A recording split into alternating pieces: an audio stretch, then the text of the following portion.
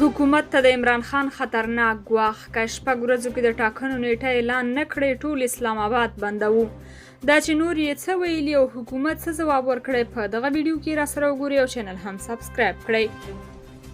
پاکستان په شپږو ورځو کې د ټول ټاکنو اعلان له غوښتنې سره د عمران خان لاریون پای ته ورسید. هغه ویلي که حکومت شپږ ورځو کې د ټاکنو نیټه اعلان او پارلمان منحل اعلان نه کړي نو دوی به بیا د اسلام آباد پر لور حرکت وکړي او د هر ډول ګډوډۍ او جګړې مسؤل به بیا د شهباز شریف په مشرۍ ائتلافي حکومت وي.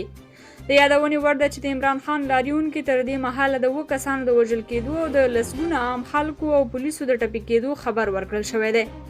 د پاکستان اطلاعاتو وزیره مریم اورنګزیب ادعا کوي چې د پاکستان تحریک انصاف ګوند مشر او پخواني لومړي وزیر عمران خان لاریون چې پرون یې له پیښوره پیل کړی و ناکام شوی دی.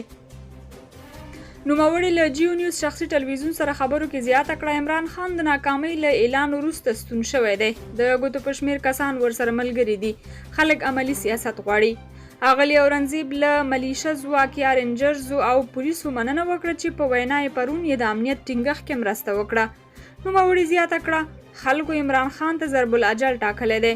په ورته مهال بیا پاکستاني حکومت د تحریک انصاف ګوند خلاف سترې محکمې ته عریضه کړې چې نن پنجشنبه به یې یا د محکمات څیړي. په عریضه کې ویل شوي چې د محکمې له لارښوونې سره لاریونوالو دولتي او عامه املاکونو ته زیان رسولی او د ګوند کارکوونکي ډي چوک سیمې ته ننوتي دي.